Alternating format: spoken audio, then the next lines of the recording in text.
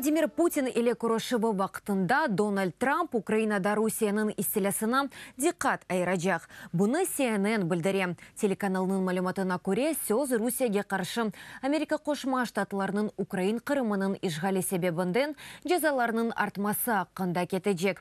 Екінші мевзу Сурия олajaq. Кремльнің 2016 сенесі президент сайлавларына қарышмасына келгенде есе, Трамп жидді саяси басқы алтында олып, оның музыкере етіп оламай, деп білдіре CNN.